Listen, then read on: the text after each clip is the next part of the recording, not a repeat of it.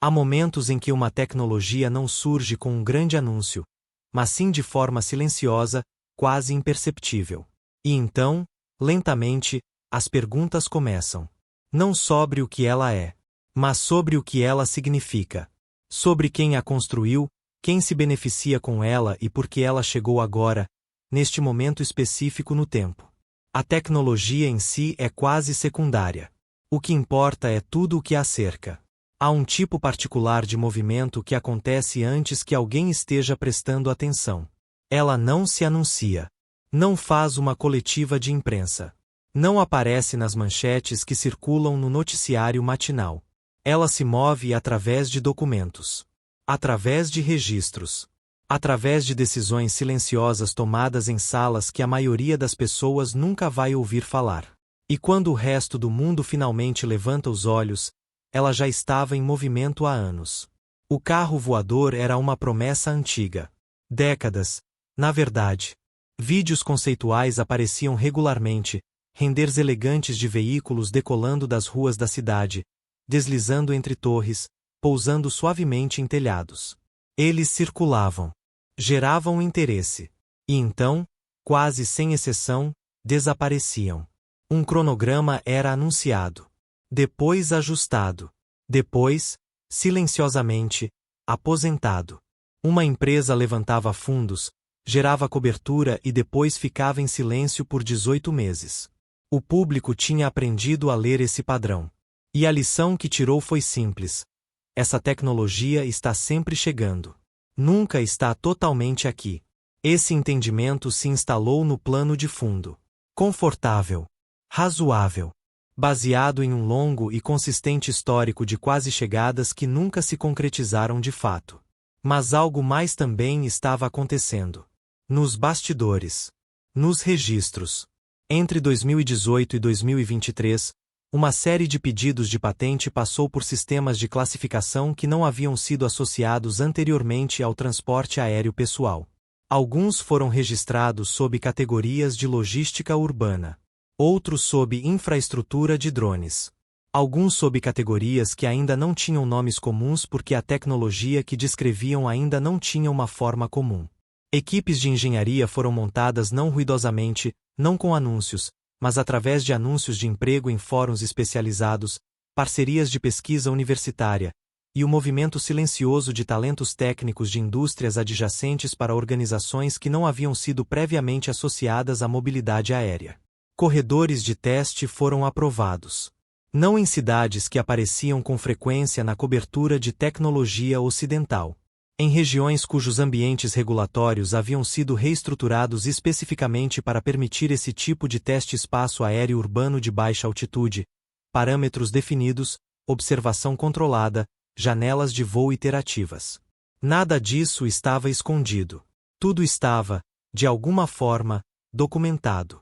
Mas documentação e atenção não são a mesma coisa.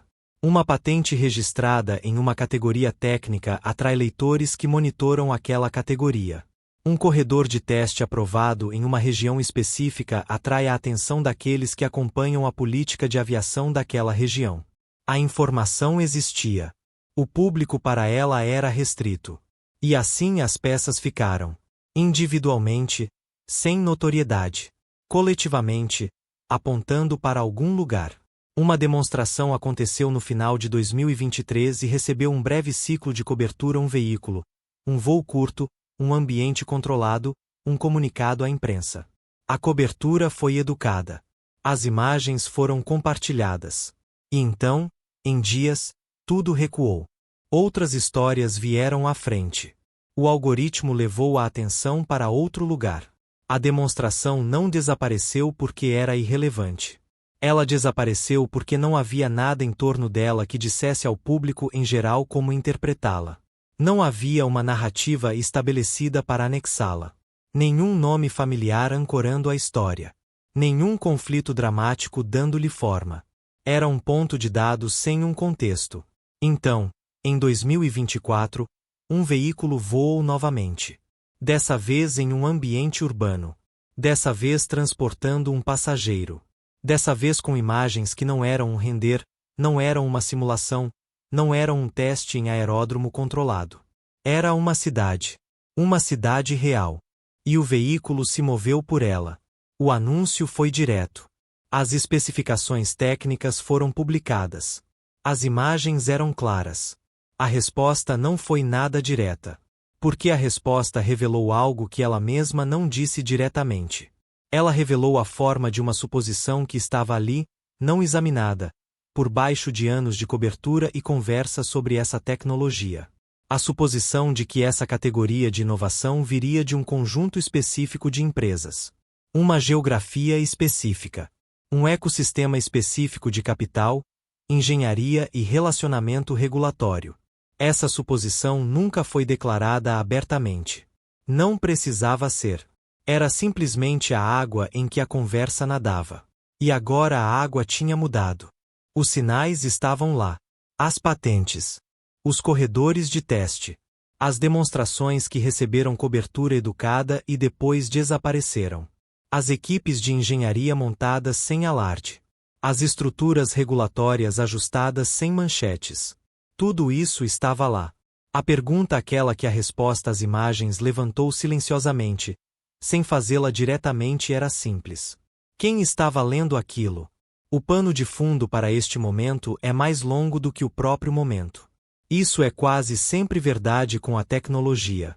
A chegada visível às imagens, o anúncio, a cobertura representa uma fração do que realmente aconteceu.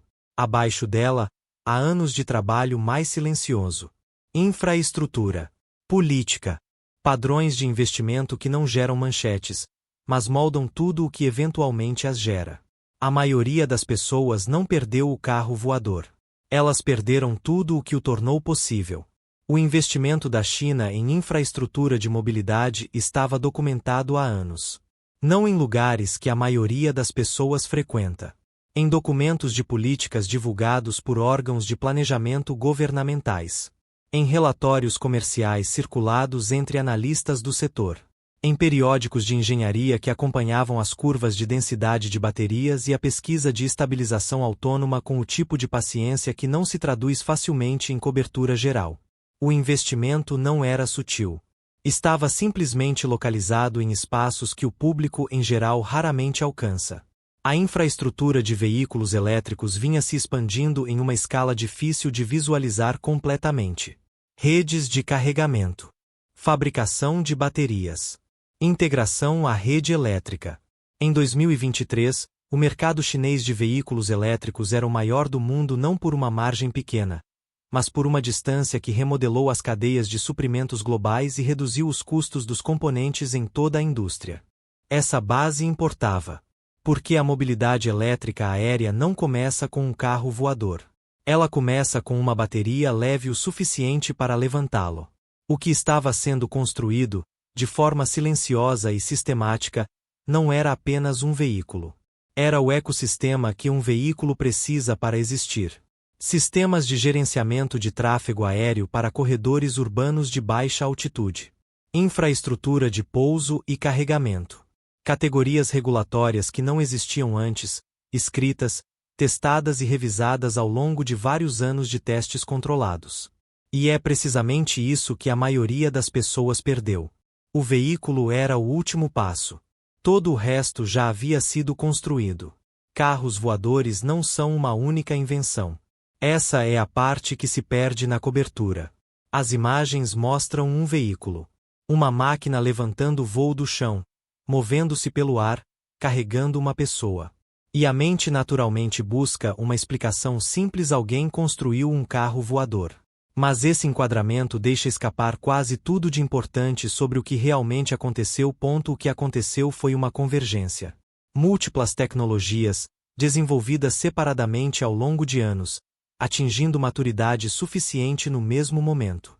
O motor elétrico tinha que ser potente o bastante para gerar sustentação sem ser pesado demais para permiti-la. A bateria tinha que armazenar energia suficiente para uma autonomia urbana significativa, permanecendo leve o bastante para não anular o trabalho do motor. Os sensores tinham que ser confiáveis o suficiente para ler mudanças de vento, proximidade de obstáculos e alterações de altitude em tempo real, em um ambiente urbano, onde as condições mudam mais rápido do que qualquer piloto humano poderia responder manualmente. E então o software tinha que unir tudo isso. Cada um desses componentes vinha melhorando em seu próprio cronograma. A densidade da bateria melhorou continuamente através do desenvolvimento de veículos elétricos. A confiabilidade dos sensores melhorou através de programas de direção autônoma. O software de estabilização melhorou através da expansão de drones comerciais, que vinha crescendo silenciosamente por anos em áreas como entrega, agricultura e inspeção de infraestrutura. Nenhuma dessas indústrias estava construindo algo para um carro voador. Elas estavam resolvendo seus próprios problemas. Mas as soluções se acumularam. A posição da China nessa convergência não foi acidental. Décadas de escala de fabricação na produção de baterias reduziram os custos a níveis que tornaram a propulsão elétrica aérea viável fora de ambientes de pesquisa pura. Dados de veículos autônomos coletados em uma das maiores e mais densas redes viárias urbanas do mundo treinaram os sistemas de decisão que agora mantêm uma cabine de passageiros estável em baixa altitude. O carro voador não surgiu do nada. Foi montado a partir de peças que vinham se encaixando há muito tempo. Nem todo desenvolvimento significativo viaja de forma ruidosa. Alguns se movem pelo mundo de uma maneira diferente. Gradualmente. Através de documentos e registros e demonstrações que recebem atenção limitada e depois voltam para o segundo plano. Não porque sejam irrelevantes, mas porque as condições para uma ampla atenção ainda não haviam chegado. Este foi um desses desenvolvimentos. A língua é a primeira barreira. O progresso técnico documentado em mandarim não alcança automaticamente o público geral global. Ele viaja através de uma cadeia tradução, sumarização, republicação e cada etapa nessa cadeia introduz um atraso. Quando um desenvolvimento é resumido em inglês, contextualizado para um público geral e colocado dentro de uma narrativa que o torna compreensível, meses se passaram. Às vezes mais. E nessa lacuna, a atenção se move para outro lugar. Há também a questão da gravidade narrativa. A cobertura de tecnologia, como a maioria das coberturas, se aglomera em torno de protagonistas estabelecidos. Nomes que carregam reconhecimento. Empresas que já geraram interesse.